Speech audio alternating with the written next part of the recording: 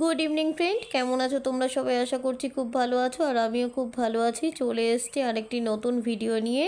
তবে এই ভিডিওটি কিন্তু অনেক দিন আগের, মানে কালী পুজোর দিনের। তো সময়ের অভাবে ভিডিওটি ছাড়তে পারিনি, কিন্তু তোমাদের সবার কাছে আমার অনুরোধ যে ভিডিওটি দেখো, আশা করছি ভালো লাগবে। তো কালী পুজোর দিন রঙ্গোলি না দিলে কি হয়? দেখো, আমরা সুন্দর একটা রঙ্গোলি করে নিয়েছি। আর এতদিন রঙ্গোলি করতাম না, তবে আজ এই বছরই প্রথম রঙ্গোলি করেছি। তো কেমন লাগলো? আর কালী পুজোর দিনে এটা দেখতে কিন্তু খুবই ভালো লাগে যে প্রত্যেকটা বাড়িতে টুনি বাল্ব জ্বালানো হয়। আর আমি এটা ক্যামেরা বন্দি না করে থাকতে পারলাম না, তাই চলে এসেছি বেলকনিতে। আর বেলকনি থেকে আমাদের আশেপাশের প্রত্যেকটা বাড়ির টুনি লাইটগুলো আমি ক্যামেরা বন্দি করলাম। আর এদিকে দেখো, প্রচুর বাইরে বোম ফাটছে, আর সেটাও আমি ক্যামেরা বন্দি করে নিলাম।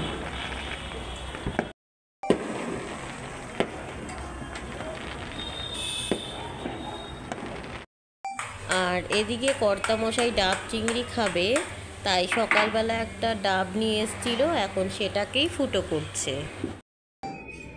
এই যে তোমরা কালী ঠাকুরের ছবিটি দেখছো, এটাও কিন্তু আমার মেয়ে এঁকেছে দুপুরবেলা বসে বসে। আর এদিকে কর্তামশাই রেডি করে নিচ্ছে ডাব চিংড়ি বানানোর জন্য সমস্ত উপকরণগুলো। বাস শুরু করে দিল ডাব চিংড়ি বানানো। আর এখন একটা বাটির মধ্যে পোস্ত বাটা, নারকেলের দুধ আর নুন, হলুদ, তার পরিমাণ মতন সমস্ত মশলা দিয়ে চিংড়ি মাছগুলোকে দিয়ে এখন নারকেলের ভেতরে ঢুকিয়ে দিচ্ছে।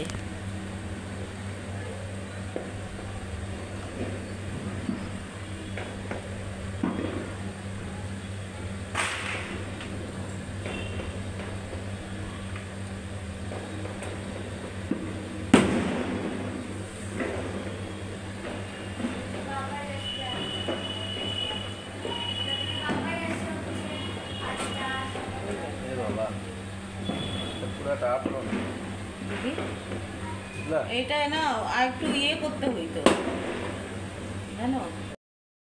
আর এবার ডাবটাকে গ্যাসের ওপরে বসিয়ে দেওয়া হয়েছে।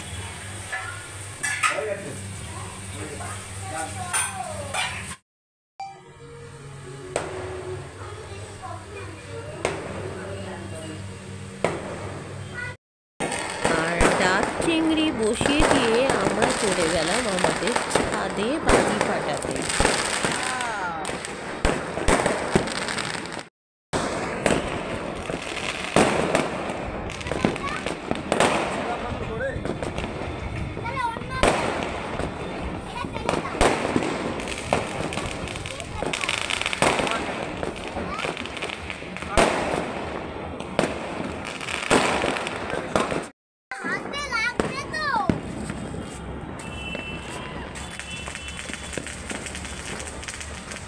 হ্যাঁ হ্যাঁ হ্যাঁ, সর মা, সর ওখান থেকে সর।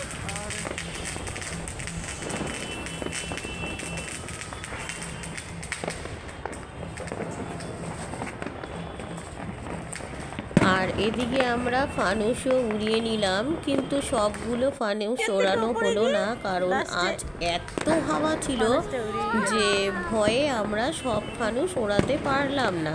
কারণ কোথায় না কোথায় পড়বে, আবার কোন অঘটন ঘটে যাবে, সেই কারণেই। ছাদে বোম ফাটাতে ফাটাতে হঠাৎ করে বৃষ্টি পড়া শুরু করে দিল নাকি? হ্যাঁ,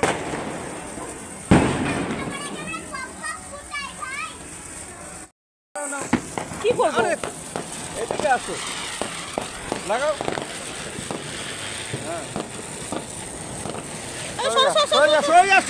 এদিকে চারা বোমকে জ্বালাই। হ্যাঁ,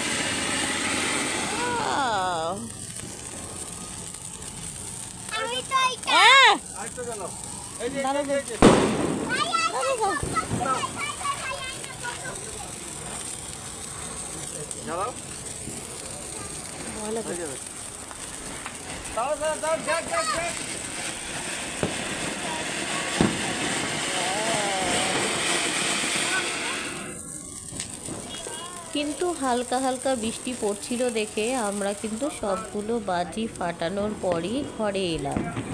আর ঘরে আসার পর মোটামুটি তখন আমাদের ডাব চিংড়ি প্রায় রেডি হয়ে আসছে। তারপরে আর কিছুক্ষণ হওয়ার পরে আমরা সেটিকে নামিয়ে দিলাম।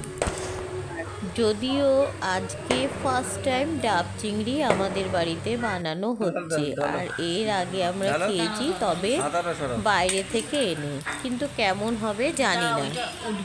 ডাব চিংড়ি রেডি হয়ে যাওয়ার পর আমরা সেটিকে নামিয়ে নিলাম। ভিতর থেকে ওগুলোকে টেনে টেনে বের করতে করো, এই যে এরকম করে তোলো, এরকম করে। হ্যাঁ হ্যাঁ, আস্তে সব। আরে হাত দিয়ে বের করো না, দাঁড়াও না, পেছন দিক দিয়ে বের করতে হবে।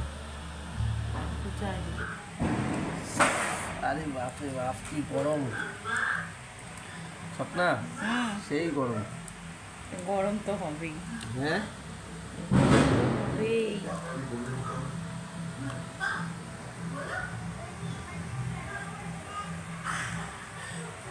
সেই গরম।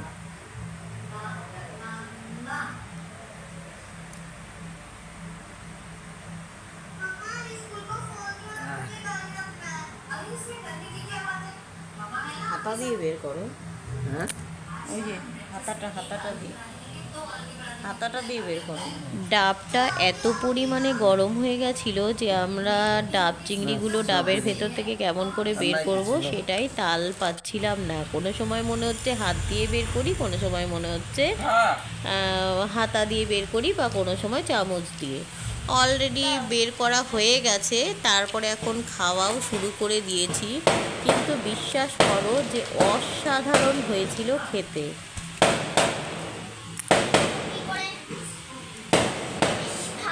আরো চিংড়ি আছে।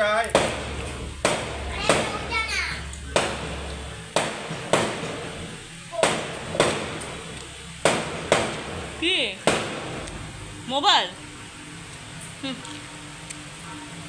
আগে খা, কোনোদিনও দেখতে দাও না গো।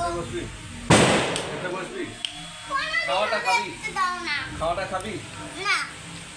আজকের ভিডিওটি এই পর্যন্তই। তোমাদের সাথে আবার দেখা হবে পরবর্তী ভিডিওতে। নে।